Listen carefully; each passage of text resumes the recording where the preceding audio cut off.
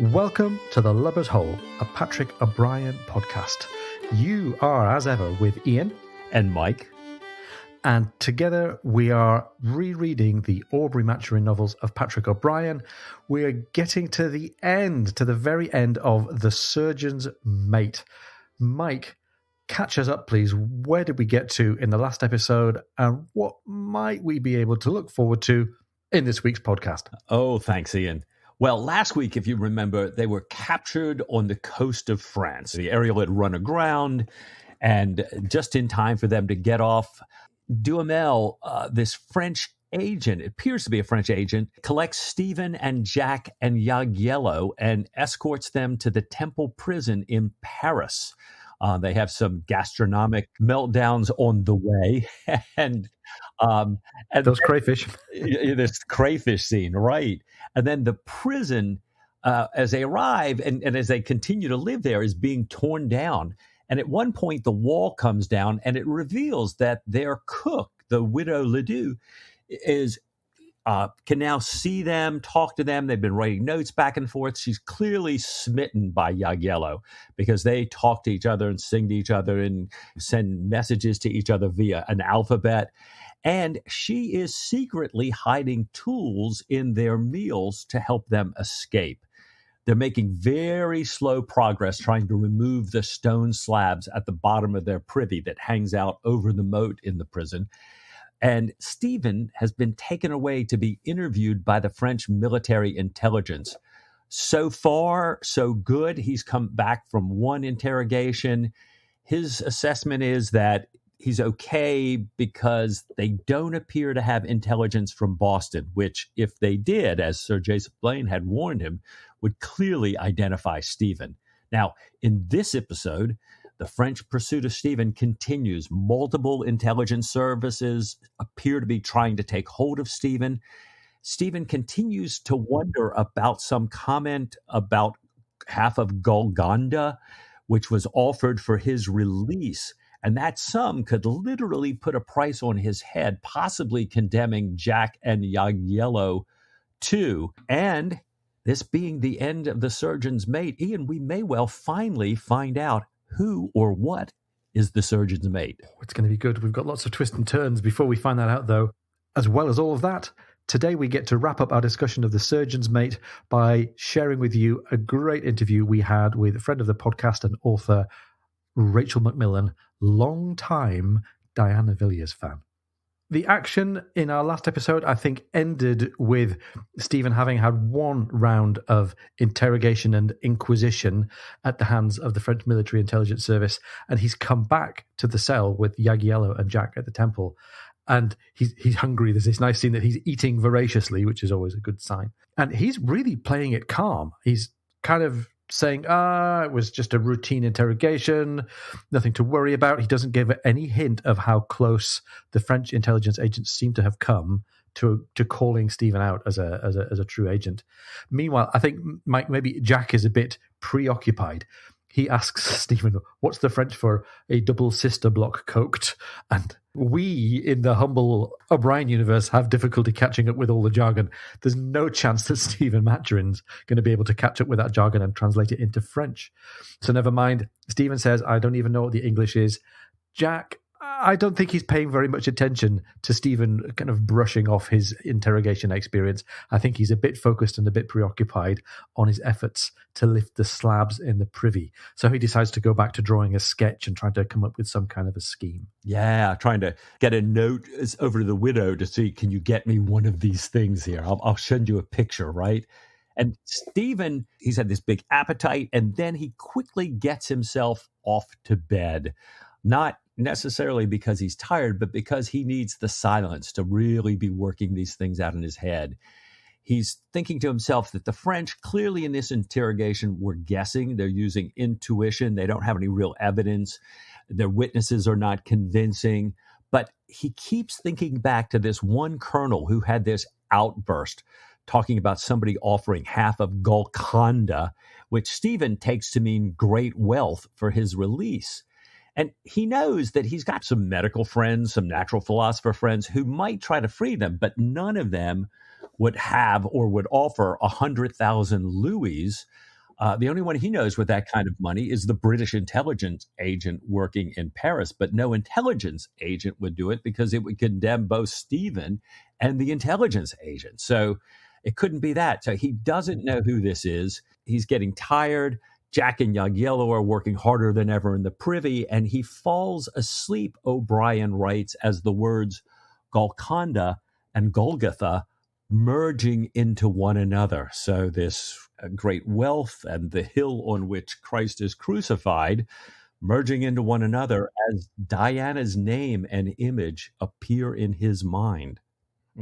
It's a great example of these dark moments that we get inside Stephen's introspection. And there's light and dark at the same time. Ding! A little glint of light that says maybe this was Diana's doing, right, and all that implies. But then the Golgotha allusion says this is still a situation with foreboding and darkness and death. Yes. So they come for him again in the morning, and once again, Stephen is nourishing himself. This all happens as Stephen is slurping some coffee, but the nourishment that Stephen takes is he takes this glass ampulla, what he called the sudden death, ready to poison himself if torture gets out of control. So that's in his cheek, and we're ready for him to go back and face what might be a last round of interrogation and even torture. But Mike, surprise, who's there to pick him up? It's Duhamel. And he's informing Stephen that Duhamel is there partly on his own account and partly as a messenger. And I love this moment. We're going to have this really great conversation, this kind of conversational dance between Stephen and Duhamel. And to begin with, they're both in comfortably kind of artificial territory. They're talking about Duhamel's bowels, which are still a bit upset by the crayfish. French doctors haven't been quite as successful as Stephen has been with Jack. And Duhamel goes on from there to say that speaking for his principal, he tells him that from the French point of view, the war's outcome is not certain and that there are high-placed men in France who would like to propose a negotiated peace. So we've gone straight away from Duhamel's disturbed insides to high politics and high strategy. And Stephen clearly hopes that his principal's project is going to succeed and that France can be spared, but he's not willing to open himself up to having a real person-to-person conversation about this yet with Duhamel. He says, I'm just a plain old naval surgeon and I can't help. He's really Duhamel has set it up to say, the only people my principals want to talk to is a highly praised intelligence agent. Is that you? And of course, Stephen realizes, he says, yes, he's off to the guillotine here. So it's fascinating. We're kind of seeing Stephen's mind start to work around this, like Jack's mind works as he's getting ready to go into action. He's trying to feel him out. What would this be? Brilliant here. And so Duhamel finally comes back and tells Stephen that Stephen is the prisoner of his principal, the guy that Duhamel's working for, and that they had intended to lodge Stephen in the temple. They were going to approach him much earlier. They were going to have some guarantees because Stephen's saying hypothetically, hey, look, if there was somebody like this, that person would want all these guarantees and things. And what kind of guarantees might that kind of person get? And so Duhamel is telling him, right, we would have done something like this, but we really haven't had the time. And now we've got to move quickly because this woman, the wife of one of the great council members, the great council of Napoleon there, has appeared at this ball, the ball being at Talleyrand's ball. So Talleyrand's somebody we've kind of kept in mind from earlier here. And she's wearing this unbelievable, prodigious blue diamond. And the next day at this meeting of the Great Council, her husband proposes that Stephen should be released from prison. And O'Brien writes that he was displaying a sudden love for learning and a sensitivity for international scientific opinion. And Stephen now grows pale because he remembers that Golconda doesn't just mean general wealth. It was an Indian great mogul's diamond mine. And so now I think Stephen, the penny has dropped for him and he's going, oh my gosh, this is Diana's beautiful big diamond. And Duhamel reports that everybody on the council is pretty much convinced, but then they decide, we'll let Napoleon decide. Now, Duhamel tells him all the Secret Service agencies know Stephen has this great value. And they all want to possess him because they all want the payoff, or they all want to find out why he's so valuable and do him in. So Duhamel tells him he doesn't know where the diamond came from, some thin story about this woman inheriting it. But he warns Stephen that he's in the greatest danger. He's likely to be killed, tells him that his principal has gotten Napoleon's orders to release Stephen, and that it can be done the same way that Sir Smith, another great naval officer, quote unquote, escaped from the temple earlier. He just needs to know the conditions under which Stephen would carry the message. So on the one hand, the chink of light blazes even brighter because Diana is intervening and there are all these forces in play that are aiming to get Stephen sprung from prison and back home to deliver this message. But the act of all of this great new news is also highlighting Stephen's identity as an agent. So he's now in even more jeopardy. So we've got even greater hope, but even greater jeopardy. And I love, Mike, the way this conversation goes on. We can read Stephen's mind working, as you said, just like the way Jack's does when he's going into action. And it says, Stephen decided there was still the possibility of a trap. His instinct was against it, but his instinct was not infallible. The man you have in mind, he said slowly, would in the first place require some proof of good faith. He might, for example, ask you to give him your revolving pistol. Yes, said Duhamel, and laid it on the table. Take care, it is loaded. And Mike, this is almost like a Socratic dialogue. You know, Stephen and Duhamel are sort of asking each other questions and giving responses initially very hypothetically. And the pistol on the table is both potentially an asset for Stephen if he's going to undertake this escape and carry this message, if he agrees to adopt his identity of a secret agent, which he has not agreed to do yet.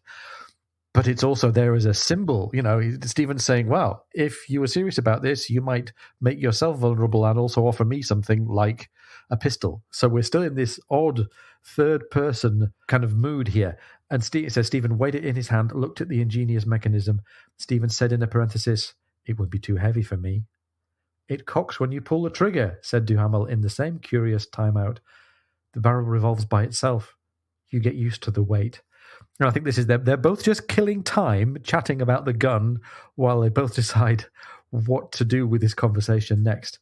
And it says, Stephen decides, I think, to stay hypothetical, but he does go on to say what his terms would be. This is Stephen, meaning the hypothetical secret agent, he would insist upon the release of his companions, the restitution of the diamond, and immunity for the original possessor, he's meaning Diana, of course, with liberty to travel if that should be desired. And I love this next exchange. Your man asks a great deal, said Duhamel. And Stephen's reply is, so does your principal. He asks hypothesis to put his head under the guillotine. But I think we've just about made it through this really bizarre dance. Duhamel says he's going to go talk to his principal. And Mike, I think we're going to learn something about who the principal is. Yeah, it's interesting because Duhamel has said that he can't reveal that, but he jumps into his coach and he asks his coachman to take him to Villiers, which Stephen knows to be the home of Talleyrand. So I think, and Stephen says, this clearly is another sign of good faith. So he's saying, I can't tell you who he is, but I actually, nod, wink, wink, I just did. So Duhamel takes back the pistol for now. He gives Stephen the Naval Chronicle and some English papers and tells him that the major over at the military prison is going to send for Stephen again, but he'll be treated well and return to the temple in the evening. So this evening. So do you think that we can rely on Duhamel and Talleyrand between them to keep Stephen safe? Oh, I'm not sure. What do we know about Talleyrand? It's fascinating. Talleyrand is an absolute survivor. This is a guy that, works for the king. Then the king's overthrown. He works for Napoleon. Looking forward in history, Napoleon's gone. He works for the king again. And this guy is amazing. I mean, he is a French foreign minister. He's this incredible diplomat. He's the Bishop of Autun. He's the Catholic Church's representative of the French court.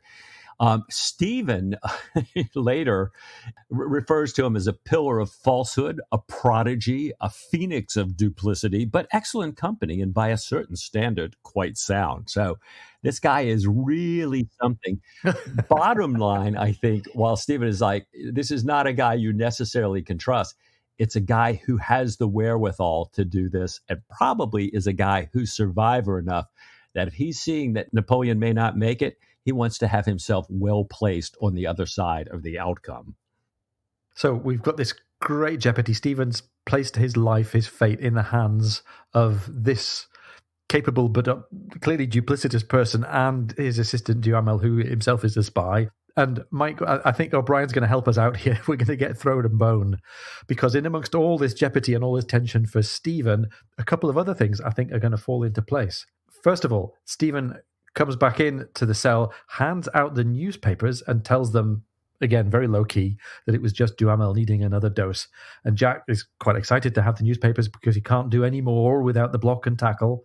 And in the papers, we get a first little turn-up of good news, which is that we learn that the Jason, in the chase off the coast of Brittany, the Jason took the Meduse, so it had been worth running poor old HMS Ariel ashore after all. Isn't it fascinating? It's such O'Brien fashion. If this had been today's blockbuster movie, we would have seen that whole action with the Meduse and the Jason in all its glory. But O'Brien, it's just a mention later in the newspaper. So Stephen gets to ponder the situation here. I think he says 90% of him believes Duhamel and thinks it's going to be okay. 10% of him has doubts about his safety and about the scheme. And he processes this a little bit more. It says he knows that his mind distorts things and he sometimes doesn't have clear perspective. He had been wrong, it says, about Diana, for example. He had never in his heart believed her capable of love. Of friendship, surely, of fondness and even quite strong affection at times, but never love, above all, not for him. Yet now, there was the proof in the form of this glorious, loving, harebrained action. He knew she valued that bauble above her salvation, and even more than that, she had put her head into a noose for him. He felt a great wave of gratitude and admiration warm his heart, and when once again Jack broke in, pacing across the room with the Chronicle open in his hand, Stephen looked up with an extraordinary serenity in his face. Oh, huzzah, Diana. I tell you, this is one of my favorite passages in the canon to date with this circumnavigation. And it's such perfect timing that we're reading this today and then talking with Rachel McMillan today as well. And I wish I had reread this quote before our call with her, because it just puts such a glorious spotlight on everything she has to say. I love that interview. So Jack comes in. Yeah, more good news. Okay, we still got this jeopardy for Stephen, but we've uncovered that the chase of the Meduse paid off, and there's more good news in the Naval Chronicle. Jack comes in and announces that Miss Smith, the Miss Smith of Halifax, is engaged to marry a Captain Lushington of the Royal Marines. So, the presumed pregnancy, the blackmail, at least some aspect of the infidelity is taken off of Jack's shoulders. Jack reminds Stephen that they know Lushington, and he says, God help him. And Jack is elated. Jack is able to say he's never been so relieved. Never been so relieved in my life, he says. And he's ready to have another go at the slab. And Mike, I love this for Jack. I think Jack's only getting a minor serving of payoff here because he's in O'Brien's doghouse for his misconduct, for his infidelity. He's been on the back foot all the way through this book. So he gets a little payoff. He's able to say, I'm relieved. And he doesn't get to play his violin. He doesn't get to have a dinner. He doesn't get to burst with joy. We don't get much first-hand description of Jack's joy, but he's allowed to express it by turning back to his work on the slab with renewed enthusiasm. Yeah, and it is got all these great payoffs, this great news, and then we have another little downer because their lunch shows up and there's no block and tackle there. But they say, all right, it's okay. We hope that maybe by supper it'll be here. And then they start eating their soup, and in it they find 2 tinned iron pulleys used for washing lines. Jack looks at them, says they're too weak. He describes what he needs to Jagiello, and Jagiello, unfortunately, informs him that the widow is going to be away for the rest of the day and tomorrow. So a little bit of good news, but not quite what Jack wanted. We don't have the widow. And then they come for Stephen again. Well, before we get into Stephen, since we're talking about Soup Mike, and before we get into Stephen's further treatment at the hands of the French military, perhaps this is a good time for us all to take a quick break. So why don't you all go grab yourselves some soup, and we'll be back in just a couple of minutes.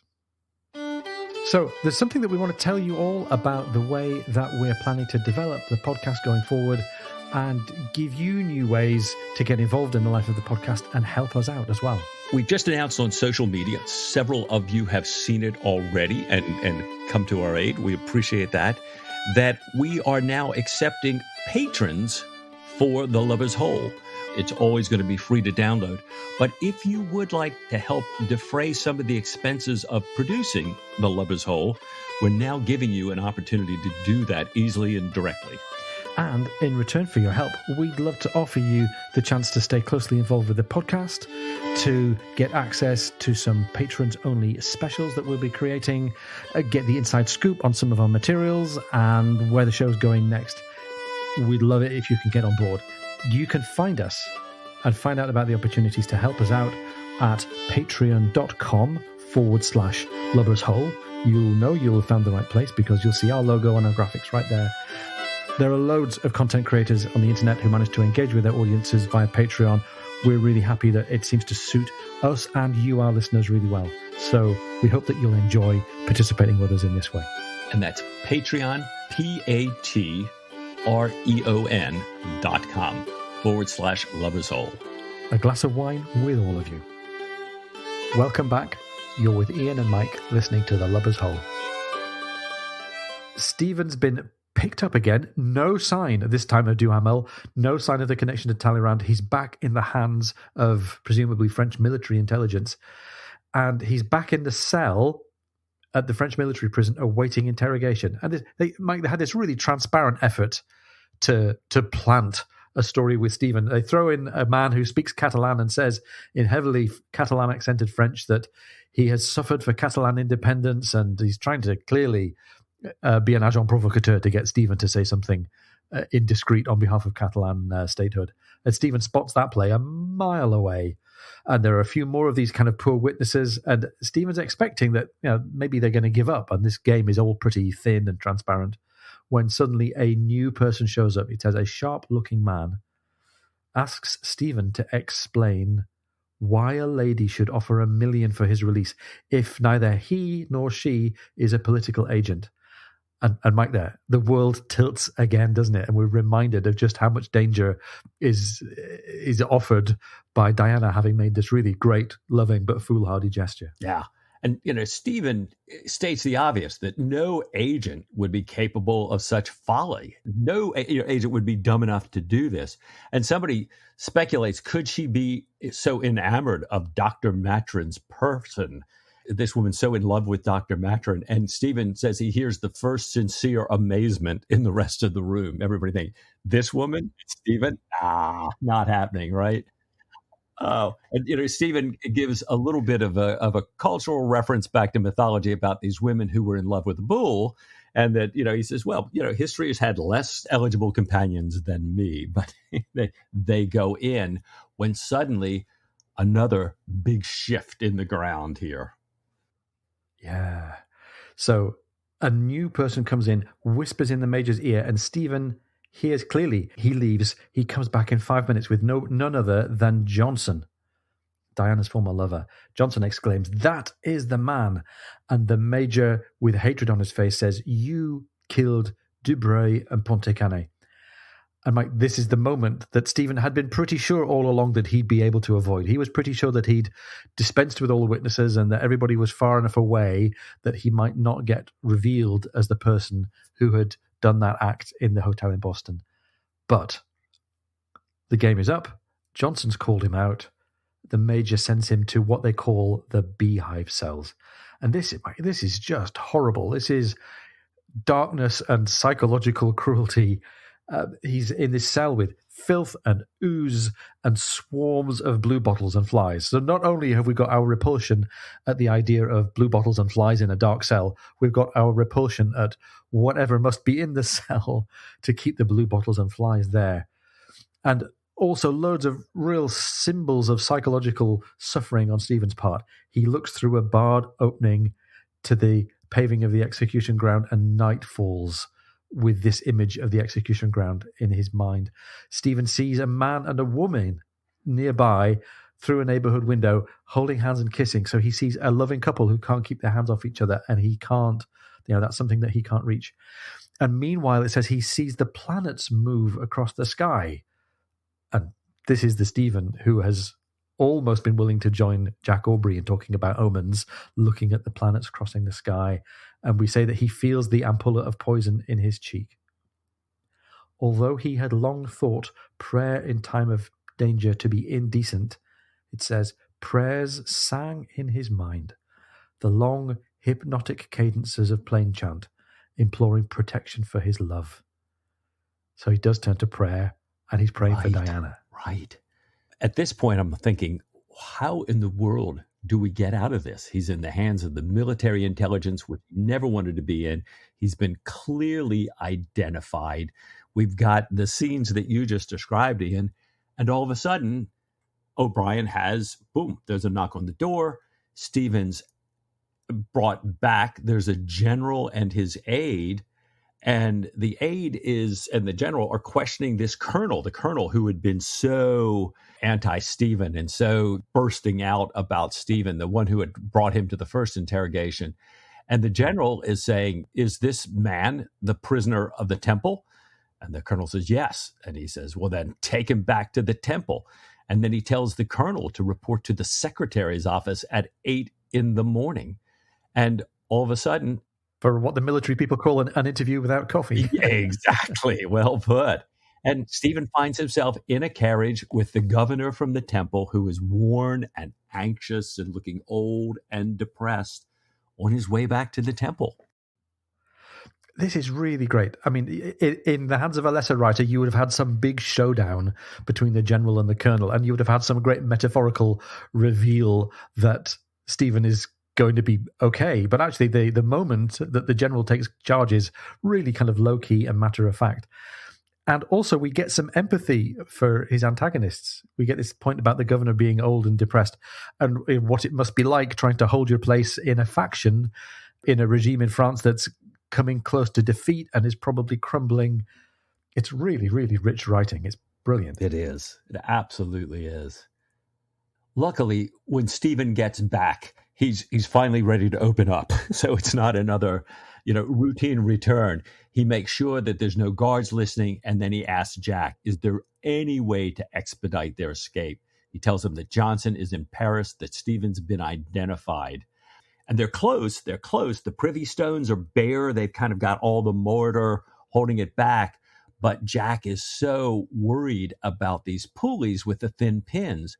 But he does. Here you see Jack kind of going into action. His mind is running through. Yeah. And he finds this new way to rig the pulleys to relieve the strain. And he's just working painstakingly with this silk rope.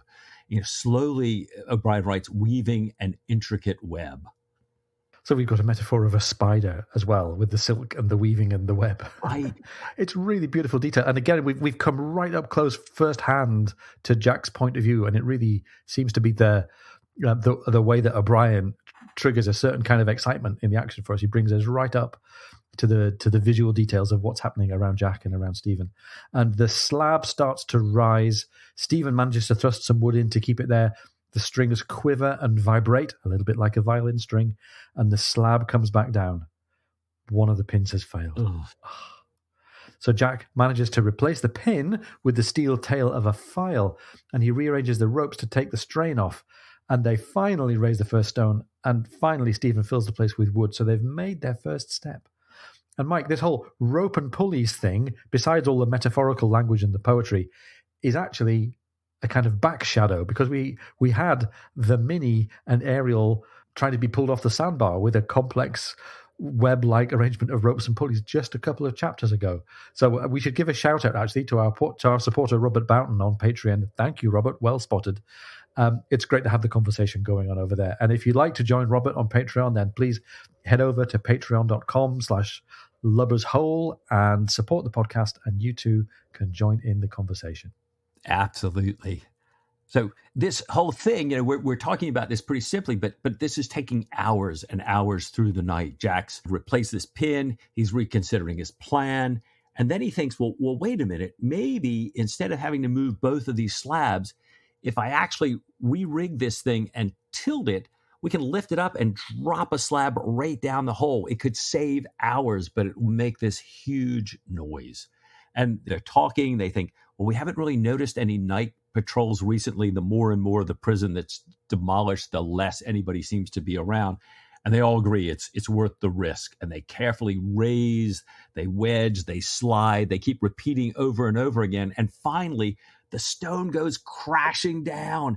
It explodes in the dry moat below their cells, and the shattering roar fills the entire tower. They blow out their candle, they sit in silence, and they're waiting, and nothing happens. And after some time, finally, Jack strikes a light, and they inspect their work, and we're ready for the big payoff. And Jack reports, 6 inches more, and a thin man could slip through. Oh, almost, but not quite. Almost, but not quite. This is a little bit like a certain moment in a certain famous film about a certain famous shark. You're going to need a bigger boat. So, Jack's got to go back to work again, rereaving the system. They changed the system of ropes and pulleys, and they've got to work on this second stone. And this is a moment for Stephen once again to step into Jack Aubrey's world. And I love this writing. It says, Stephen watched them. Now that the gate to freedom was half open, he could no longer control his heart. And as the long process ran its course, he felt exasperation, impatience, impotent frustration rise to an almost unbearable pitch. He was confident that the half-demolished, encumbered moat would present no difficulty, and that once they were clear of the temple, they could lie up safely in any of the half-dozen refuges he knew. If only they could begin to move. So, it's very painful for Stephen. He's painting this picture in his mind of the possibility that just about awaits outside. But Stephen, is beginning to feel the tension and the responsibility and the burden of trying to get this last stone moved. And he's got plans, right? He's planning to get in touch with Lamotte and Talleyrand. He's got final arrangements that he can make to figure out if Duhamel's proposal is indeed genuine, but they've got to be out. And he knows that Major Clapier, the French military intelligence guy, would storm the temple if necessary. So Stephen's worried about Diana. He's arguing back and forth with himself about whether she's okay. So I think he decides to take a step back and give his brain a rest. It says he collected their possessions and fed the mouse. Right. Oh, my gosh. Even Stephen can't calm his brain here. And usually, unless he's being a bad patient or is absolutely addled by French intelligence agents and a blow to the head, he's usually pretty good at controlling his thoughts. But finally, Jack is ready to try the last stone. He's got it all set up. He's worried the angle's not as good. The multiplication, the leverage he's got set up is less. And they'd have to pull harder. And he's just hoping against hope that the pins would bear it. And Stephen positions himself. He has the wedges and the cold chisel already. He's watching this strain mount. And then he realizes, wait a minute, he can be more helpful. He jumps up, he straddles the stone, he wraps his arms around it. And he's pulling as the stone is coming up. He's pulling and shoving himself under it. The stone cuts into his arm and his vision is blurring. He's about to pass out and fall over on this thing. And he gasps. She rises and jumps down, sets the wedges. And O'Brien, just O'Brien, boom. All of a sudden in the next room, Jack's watching Stephen and smiles as the door opens, this mystery door in Jack's bedroom. It's the unknown door swings open, and there's 4 men standing there. The leader says, "Good evening, gentlemen." And Stephen sees that Jack and Jagiello are about to jump them and overpower them. But he says, "Jack, do not move." And he turns and says, "Gentlemen, good evening. Pray walk in." And of course, it's Duhamel.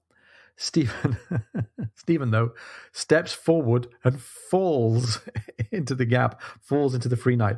Jack and Duhamel grab Stephen. I mean, this is, if there had been water present, Stephen would have fallen into it, but there's not water, so he's got to fall into the air. Jack and Duhamel grab Stephen, pluck him out.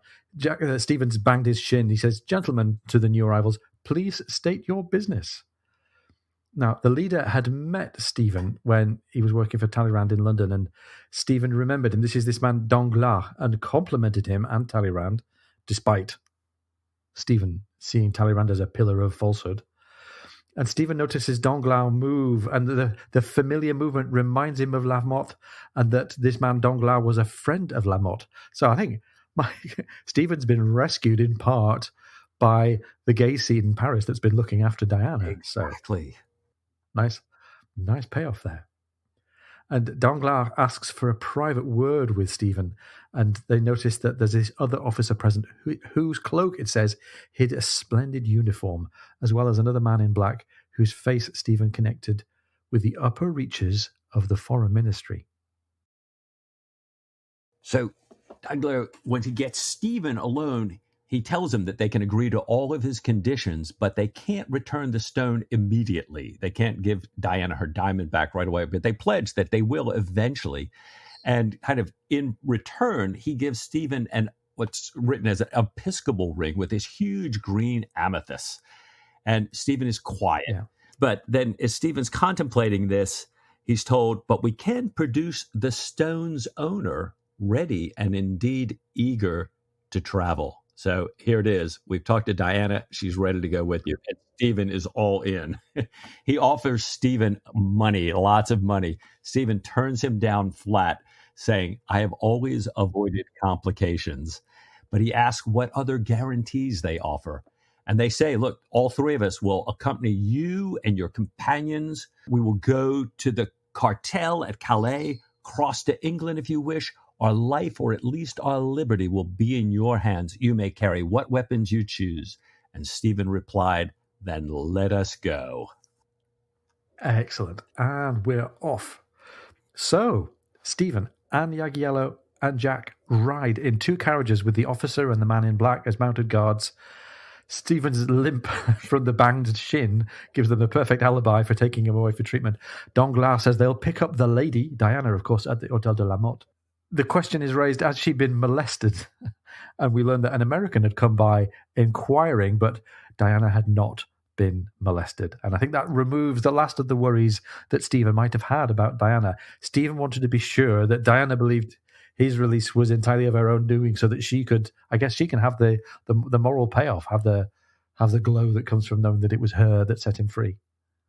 Yeah, and Talleyrand's folks are only too glad. So certainly anything else would be complete folly from our point of view. We can't be the ones who let you guys. That was right. No, perfect.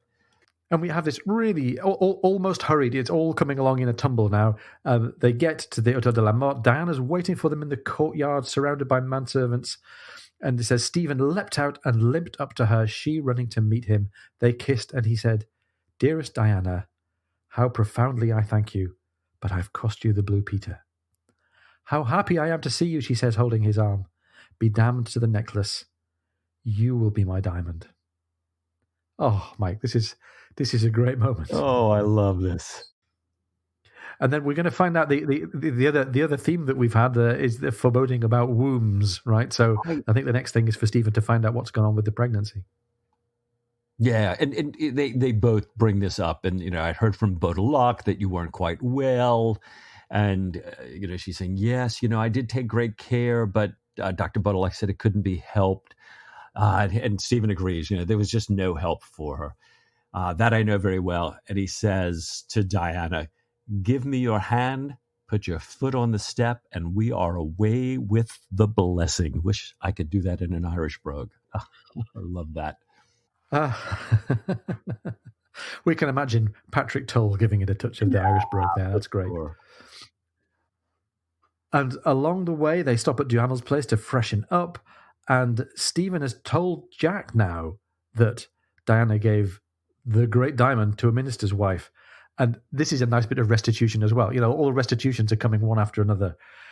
Jack gets to have Diana rehabilitated. Did she? By God, cried Jack, motionless, one arm in his sleeve. Handsome. Damn my soul if that ain't handsome. But Stephen, she was so pleased and proud of it. Nothing finer in the tower, a king's ransom. How can I thank her? She always was a thoroughbred, but this, Sophie will be so eternally grateful. So am I, upon my sacred honour. And I love this moment when he runs into the echoing room, seized her in his powerful grasp and said, Cousin Diana, I am so grateful. I am proud, oh so proud, to call you kin. God bless you, my dear. I love this. Wow. They all pile back in the carriages. They stick Danglars and Duhamel and Stephen in one because they've got to talk through this document and make arrangements. How do they carry this word to England? Stephen is giving them feedback on the document, how to tone it down, make it more acceptable to England. And in the other carriage, Jack is telling Diana, you have to come live with Sophie and me. We're not going to hear a refusal. They talk all about Stephen, the two of them. I would love to have heard some of that dialogue, but O'Brien doesn't share that with us. And Stephen thinks that this proposal's a pretty good one, and it stands a pretty good chance when it arrives in England. But he's, it's kind of... Stephen's still a little bit worried. He thinks, maybe we're going to be stopped by some official. He'll want confirmation from Paris. Maybe Johnson, who's, paid off everybody in the world to stop them before, could get after him. But they don't.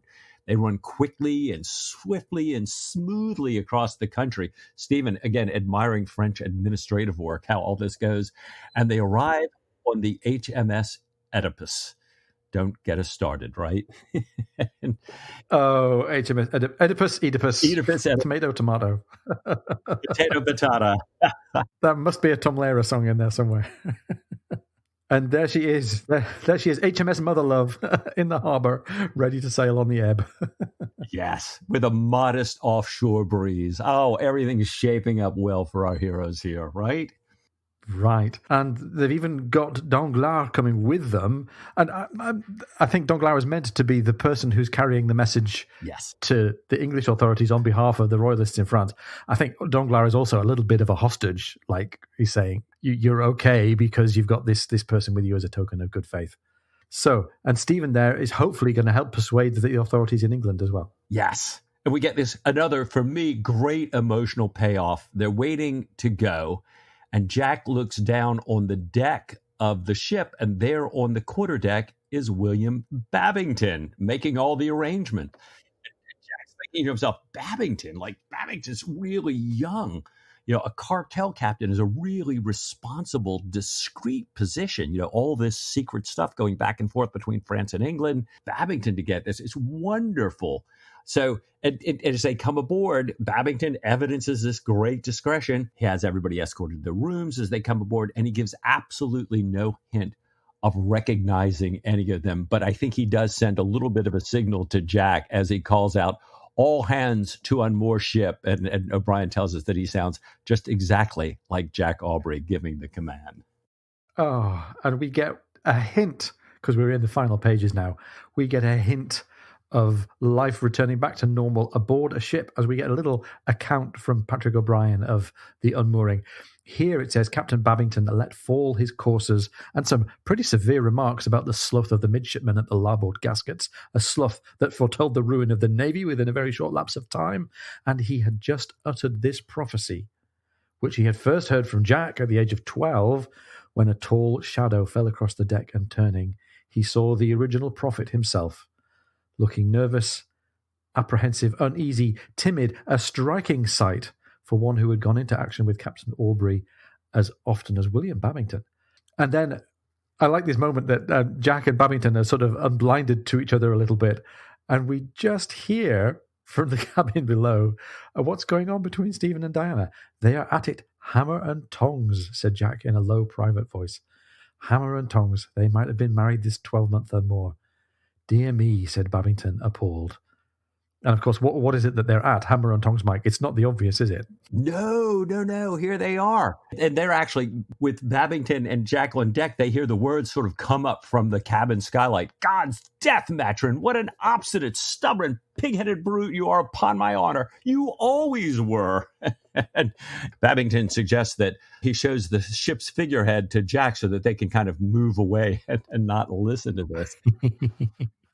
Oh, there's probably a whole series of deep metaphors and allusions there to do with figureheads and Oedipus and marriage, but I think we'll leave those to the imagination. Well, and just today, we posted a little article about figureheads, but this will have been a couple weeks back by the time you hear this, right? Go looking for that at facebook.com/lovershole. Go looking for that on Twitter at wholelubbers, and you'll track down our great article about figureheads. Yes.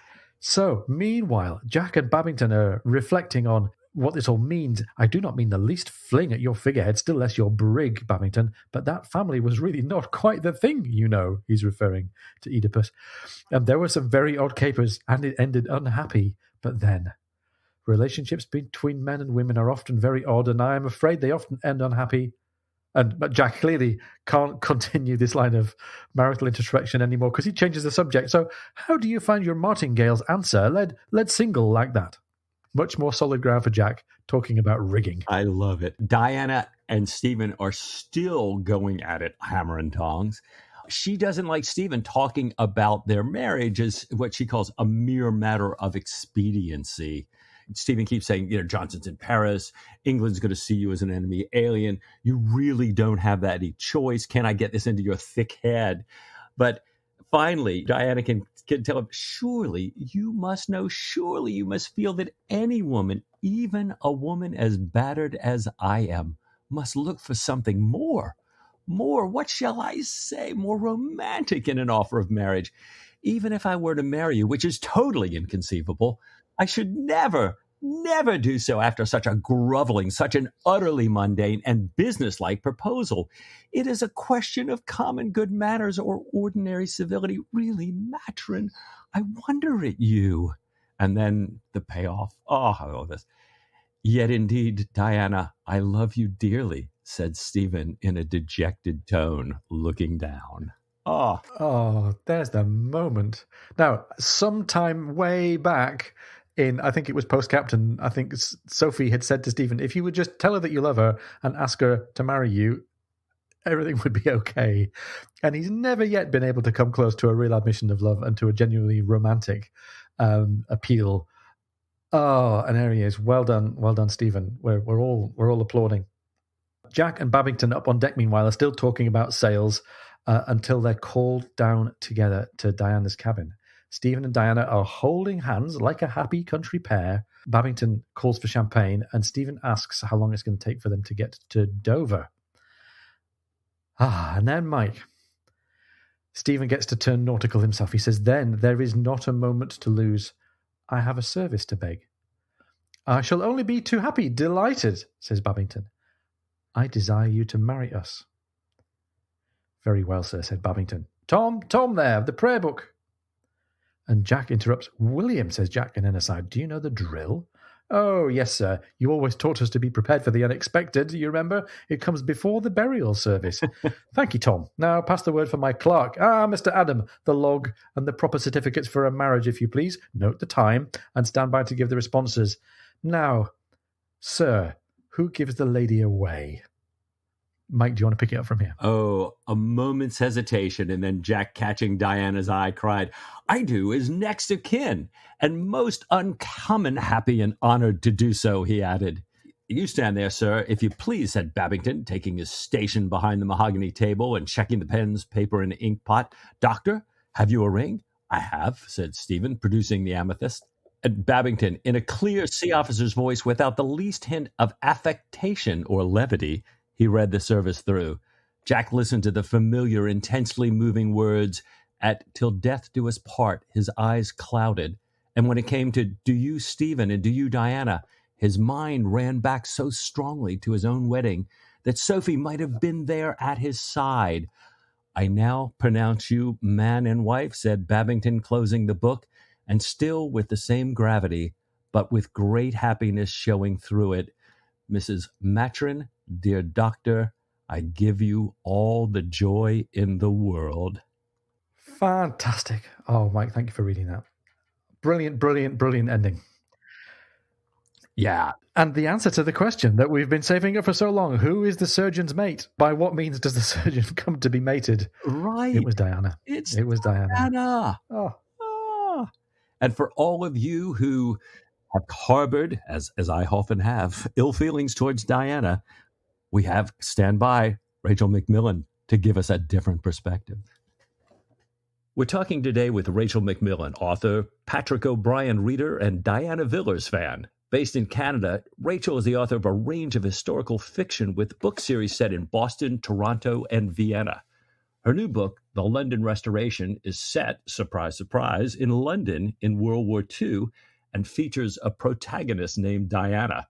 And her forthcoming book, The Mozart Code, has a protagonist named Villiers, so maybe there's a clue to where her literary loyalties lie. Rachel, welcome to The Lover's Hole. Thank you. I'm so excited to be here. So, Rachel, before we get to talking about Diana's in their various forms, old and new, tell us a bit about yourself. Tell us how you got started reading the O'Brian novels. Well, as said, I'm an author, but I'm also a voracious reader, and I love historical fiction, and I have since I was in high school.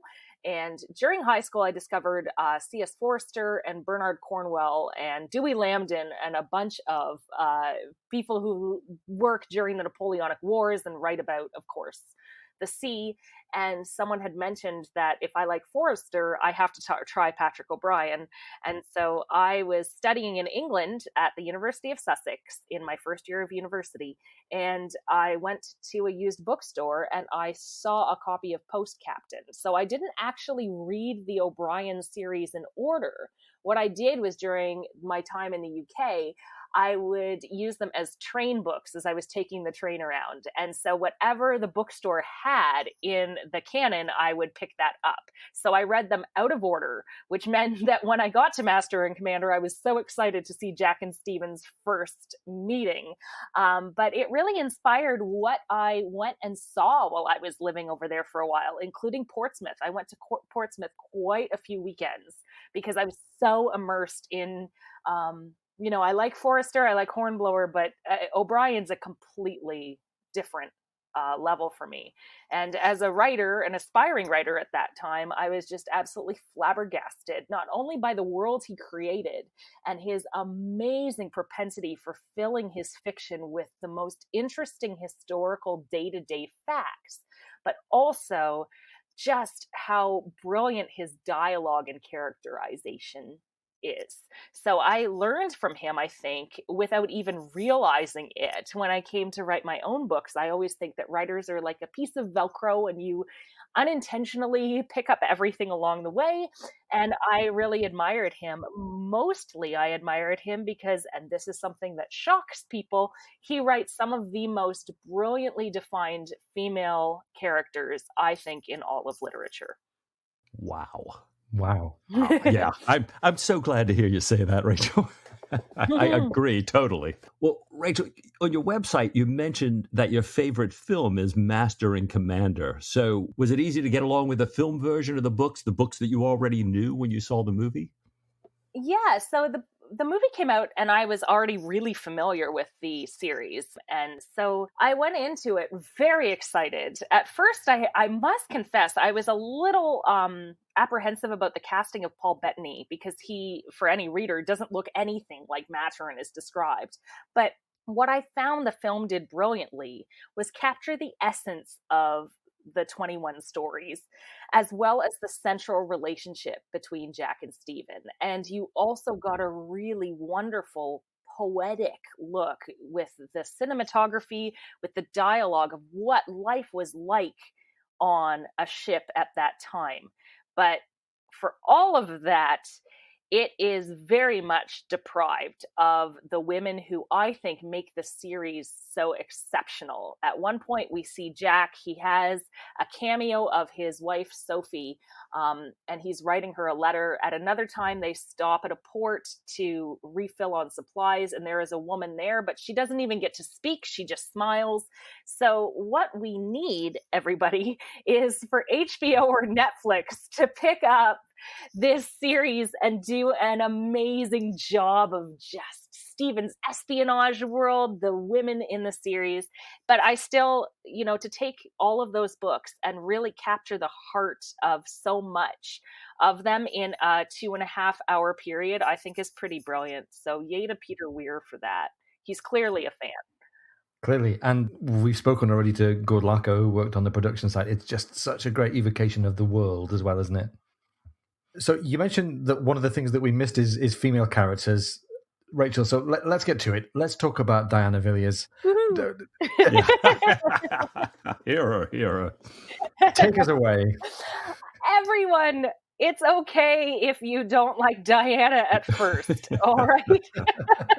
Because she is so complex. I argue, and I have read a lot of books and studied a lot of female characters in my life.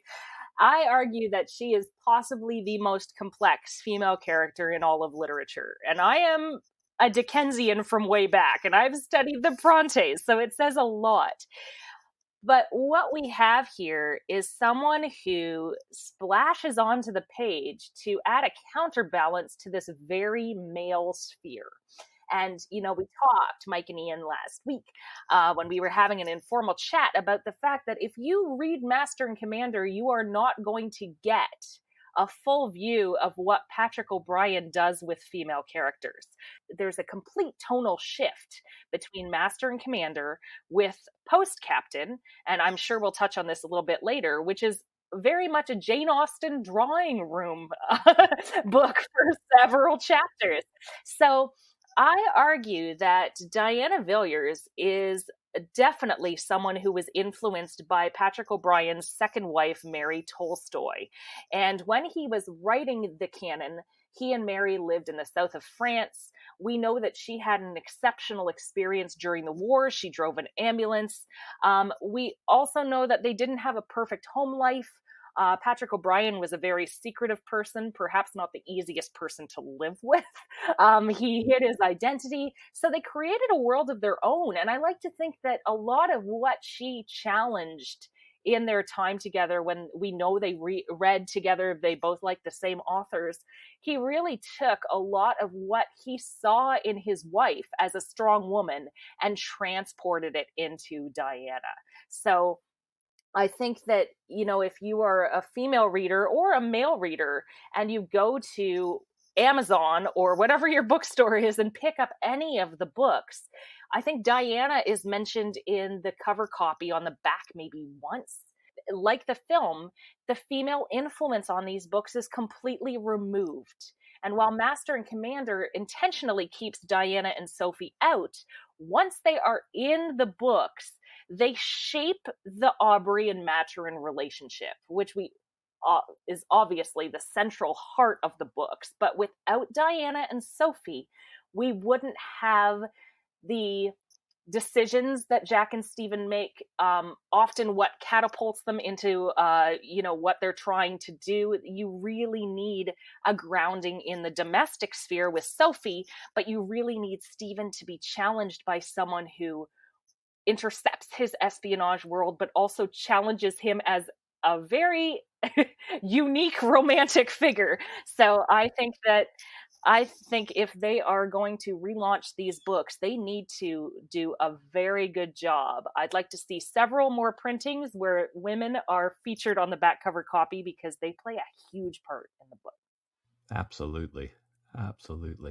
It's funny because we're to Surgeon's Mate now, and it's easy kind of in the first part of the canon to see Diana as kind of the object of Stephen's doomed love. And I think those of us on Team Stephen have kind of looked at her a little bit, kind of, this impact on Stephen. But even as we look back in those novels, we get a little bit more of a balanced picture of her character. Can you tell us a little bit more about her and her relationship? Well, I think that Diana is a survivor. And in many ways, that puts her on equal footing with Stephen, who's also had to overcome a lot, from his illegitimate background to his very awkward experiences when he's a fish out of water on the HMS Surprise, when Stephen just kind of falls over and is in the water or gets stranded on a rock. And so Diana is someone who has to survive. There were so few options afforded women who were single in the Regency era. When we meet her, she's living with the Williamses, her cousins, but she doesn't have capital of her own. And I think that one of the ways we can start to view Diana through a new lens is to remember that she does not want to treat Stephen like she treats the other men that she is engaged with, right? And that shows a lot, that she does care for him in a way, but she also has to always be thinking about how she can survive. And that is very much because she's a victim of the structure of the time period that didn't allow for women to have a lot of capital or independence outside of a relationship with a man. And I think that some of the interesting things that we can take, even from the earliest books when we get to know Diana, is to watch and see how Stephen and Diana understand each other and have this kind of world and language of their own. I always bring up the point that in the time period, it was very traditional for men to call other men by their surnames. So Stephen calls Sophie, or he'll call her a term of endearment. Honey is one he uses for Jack's paramour or interest and later wife, but he calls Diana Villiers. They're Villiers and Maturin. They're on equal level. He also notices her in a way that's not your typical romantic way, that shows that there's probably a deeper connection between them. He definitely notices how she sits on a horse. We talk a lot about, the hunter and huntress and prey motifs that are used in relation to Diana. But we also know that he first notices Diana truly in terms of music, which is huge for Jack and Stephen. Obviously, they meet at a concert. They're always playing together. He knows that it's not Sophie who's playing the piano. There's something in the change of rhythm. There's something in the irregularity of the tempo that is so alive. So he's attracted to Diana in these small ways. And it's interesting that we get a lot of Maturin's diary throughout the series, but starting with Diana. His notes start with her. It's almost like she's a specimen that he wants to observe. One of the things you have to realize is that if you start with Master and Commander as a look at the females, you're going to get a lot of body humor. You're going to get a lot of women who are just functioning as a plot point to catapult the world of these two men. And that's wonderful. But once we get into Mrs. Williams, who's basically Mrs. Bennet from Pride and Prejudice, and once we learn that Jack and Stephen are going to be intercepted by these women in every course of their lives, I think that we can understand a little bit more about Patrick O'Brien's passion for creating complex characters. He always said that he was most flattered when he was compared to Jane Austen out of all the authors that people compared him to. And so I think that, Diana presents one area of feminism. But Sophie, she has to keep the household going. She has to raise the kids. She puts up with Jack, which would be absolutely a terrible idea because he's a horrible husband for all of his wonderful things. He's a horrible husband. But he portrays these women quite wonderfully. And so if you're thinking that Diana is just there as Stephen's downfall or as a femme fatale, I think go back and look at the way they engage with each other. They're very good friends, and she doesn't want to treat him like she does other people. Ian, Mike, we talked a lot about the hunter and prey motifs, which I think are wonderful. And at one point, Diana even calls out Stephen and says, "You like the pursuit of me." Yeah, the chase has a beast in view. The chase has a beast in view. She's very aware and probably a little bit vulnerable, wondering what Stephen's up to in terms of their emotional connection as well. Because she has not had a connection like this with a male before. Usually she uses them for her own means. Jack Aubrey is not immediately endearing to her. So I think that through the lens of what she does, we can see a lot. And of course, the critical action that propels the Diana and Stephen relationship is, of course, when she gives away the blue Peter diamond. We talked last week, we were just having a chat, and Mike brought up the fact that, she talks about how she debased herself for it. She worked for it. Unlike the rubies and pearls she had gotten from paramours before, she really felt that this was something she had secured for her own independence. And we know she didn't have a lot of capital or potential on her own. So her giving up the Blue Peter for Stephen, I think, is one of the most critical moments in the whole of the canon. All these characters doing things for one another, but as a romantic, for better or worse, I'm flabbergasted by how romantic that is, because at this point we know how integral it is to Diana's independence. So she's willing to give that up for Stephen. And it's funny, O'Brien's seems to be working very hard to separate the idea of marriage from the idea of romantic love. There's all these foreboding, warning messages about the prospect of marriage. He seems to have a bit of a downer on the state. And, marriage for Stephen and Diana does not look like marriage does for many people. But remember, in the time period, marriage was often the result of women were a commodity. You married to save an estate. Men often had women on the side. Jack obviously has women on the side. Marriage was a social contract. So what I enjoy about Diana and Stephen's marriage, because that, Blue Peter is given up, and at the end of the surgeon's mate, surprise, that's the surgeon's mate. They finally marry. Yay! But it's not the sweeping happily ever after where the story ends there. It's one step to making their relationship even more complex. And so obviously this isn't a huge spoiler. I think most readers would figure this out.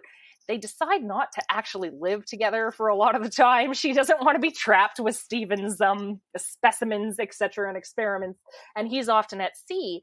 But they make it work within the context of their very strange relationship, which is obviously a lot of attraction, obviously a deep friendship, but not as typical as marriages usually work in fiction, but also maybe because of that a lot more healthy for them than a typical marriage, because they're so unique. They're such unique characters. So let's indulge for a minute in a bit of a look forward, and maybe we can say to listeners, if you really don't want to hear spoiler content about the future arc of Diana and Stephen, skip ahead by a couple of minutes. Right. Help us form. I mean, we should certainly come back to this as the canon continues as we're reading. But Rachel, help us look forward. Is it all going to be sweetness and light? It doesn't sound like they're going to settle down in the traditional way at all. No, and they do have, and honestly, everyone, scrub ahead if you don't want to hear this, if you're a first-time reader. But we know from past books that Diana seems to pop up. Like, she pops up in India, she pops up in Boston, she's around, and we get to see her in different parts of the world. And that's a contrast to Sophie, who's very much staying in England, waiting for Jack to come home. But I also, another podcast can be just the Stephen and Sophie relationship. They have such a lovely friendship. I love that. We see Diana help Stephen through some, Stephen obviously is an addict, an opium addict, and Diana really puts her in sickness and in health vows to play in many ways. Don't stop just because they're married. I mean, it doesn't get boring. It gets more interesting. It's not that they get married and all that sexual tension is over and they live happily ever after. Mm-mm. I mean, you saw what happened when Jack and Sophie get married. O'Brien keeps it going. It's just wonderful. The women in this series we could do a podcast on all of them. They're all fantastic. Well, I was going to say we could do a podcast on every one of the women in the canon individually, and I think we could do an absolute podcast on O'Brien and children, because we had a little bit of a chance to chat last week about Dill, talking about Stephen and being a romantic, but also a bit of a curmudgeon, and sometimes his lack of relationship. That here's another strong relationship with a female, but this is with a female child. And children, Ian and I have mentioned a number of times, they play such an important part in the canon and in the series. Oh, absolutely. And I think that we were talking just earlier this hour about children did play a massive part in the life of a ship, obviously. Right. The powder monkeys, children were pressed into service, obviously, but who were at sea left a lot of children behind, sometimes knowing about them, sometimes not. So children were very much a part of the world. But HMS Surprise is probably my favorite book in the series, and that's because we get absolutely everything in it. We get an amazing sea voyage, we get these wonderful places, exotic locales, we get a lot of really great Jack and Stephen moments, we get that amazing rescue when Stephen's being captured and tortured, and we also get to go to India, and we get some really wonderful Diana Villiers moments. And so when Stephen is in India, he reunites with Diana, who's with someone, I do not know how to pronounce her Swedish lover's name. I don't think I've ever taken the time. Well, here's the thing. In my head, it's been Jagiello. That's what it's been in my head. Right. But in Patrick Toll's voice, it's Jagiello. I wondered about the J being silent, but we get Diana, and we also get Dill, and Dill is an orphan who Stephen meets, and we don't really know how Stephen just picks up people and animals like Velcro. It's like, oh, I have a sloth today. All right. And one of the things that I find O'Brien does is allow us a window into Stephen again and again through his interaction and emotional connection with animals and with children. And with Dill, I think he sees a lot of himself. We know that Stephen, he's troubled by the fact that he's illegitimate. He's spent his life being called a bastard. He has no real sense of family and belonging. He's kind of been a nomad. He's trying to figure himself out. And I think he sees parts of himself in Dill because she's resourceful. She's very affectionate. She protects him from Diana. She meets Diana and she's like, yeah, right. What are your intentions, lady? And you know what? I just find Dill's arc so tragic because we've all read HMS Surprise at this point on the podcast. She does pass away, and it's the result of something Stephen did to indulge one of her whims. She wanted some bangles, and he buys them for her, and of course is robbed and killed. And then he pays for her funeral. And I do think that by his doing that, he's able to validate her in a way and legitimize her in a way that he feels he still is not. So Dill allows us another window into Stephen. I mean, Stephen is just, he's one of the best characters ever. I love him. And we just, all of his interactions with humans, from someone who is a very peculiar person, really gives us a strong emotional arc. And it's interesting that Dill intercepts this reunion with Diana in India because we know Diana is a weak point for him, his kryptonite. So we just get like this boom, lots of Stephen emotional treachery all at once. And I just love HMS Surprise for that. Thank you so much. It's really, really fascinating to get, like you said, the balanced scoop on Diana and so much interesting action to come in the future. Let's talk about what's coming in your future. Rachel, tell us about your books. What kind of characters are readers going to encounter if they pick up? Well, I do tend to write a lot of strong women who many readers might think, oh, that just means that they're not very warm. But I think that I tend to, and this is very much Diana Villiers' influence, look at women and how they, in many different time periods, are forced to be a certain way just in order to survive or in order to make their way in a man's world. And so in the London Restoration, my latest book, it came out in August, Diana, my heroine, a nod to our Diana, is an architectural historian who spends 4 years at Bletchley Park. And she signed the Official Secrets Act, and she was a brilliant code breaker. She was working with Luftwaffe messages that were embedded in music. So there's a whole Mozart theme to it. And when she gets back, she's forced back to being a domestic person, trying to cook. She's a horrible housekeeper. And I think that the women, I try to invent women who are just trying to make sure that their voices are heard and that they belong. And I would say and encourage actually, I didn't mean to say this, but I'm going to. I encourage any women who feel like they're left out of series and discussions like this to keep pursuing it.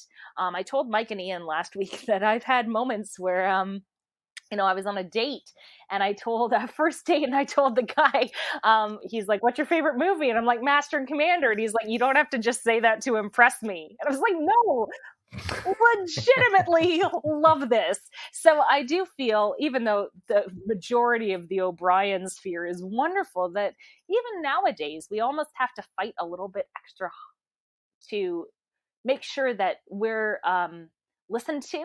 And I think that O'Brien really, and thanks to Mary Tolstoy, a strong woman in his life, he really advocates and champions for women to be on the men's level in his books. And Diana is totally on the level of Stephen and Jack. And so that's London Restoration. And then next August, I have the Mozart Code coming out, and my heroine, Sophie Villiers, again, a nod to our two women, and she's known by her surname.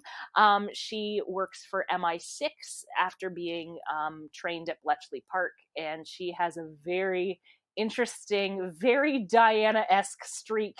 I actually went back to a lot of Diana and Stephen's interactions when I was creating her relationship with my hero Simon. So if you like O'Brien, there's a nice homage to him. And that's what's coming up with me. Fantastic. Easy to get hold of copies. Where can we find them? Anywhere in the world, on Amazon, or your indie bookstore can order them. Your local bookstore, if you're in the UK, Foyles and Waterstones can get them for you. If you're in the US, definitely Barnes & Noble and definitely Amazon. They're widely out there. But you can also follow me. My handle across social media is Rach K. Mick, RACHKMC on Instagram and Twitter, and find me and I will help you find those books and talk your ear off about Diana too, if you'd like. And Rachel, I know we've got a lot of Sherlock Holmes fans out in our listening audience as well. Yeah. Tell us a little tiny bit about Herringford and Watts.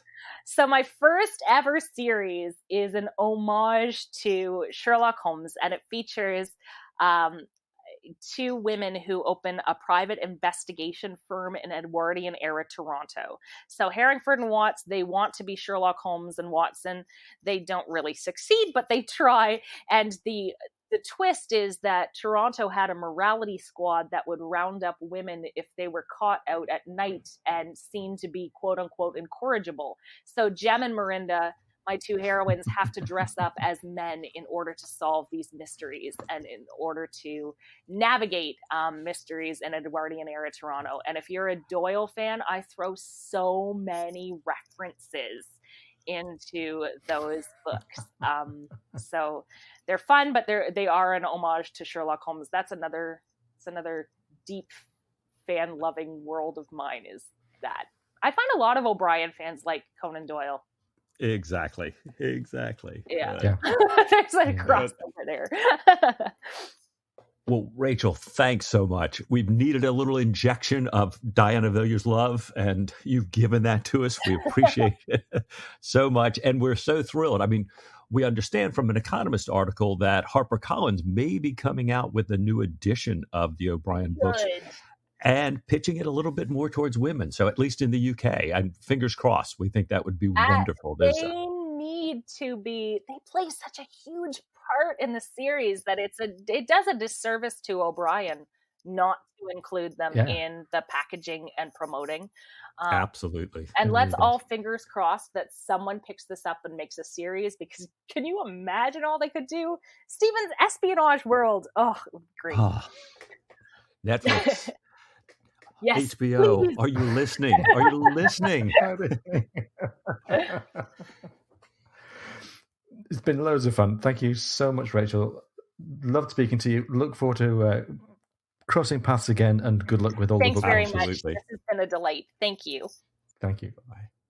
So, Mike, it's really great to finish the book on that kind of a high, and really great to finish this bit of the arc as well with some thoughts about Diana. So it was great to talk to Rachel. It really was. And now we've talked so much about where's this story going, what's happening. It's kind of defied our expectations sometimes.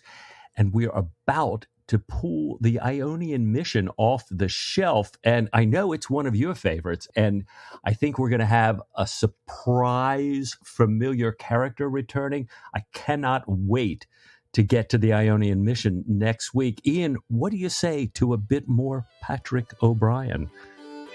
Mike, with all my heart.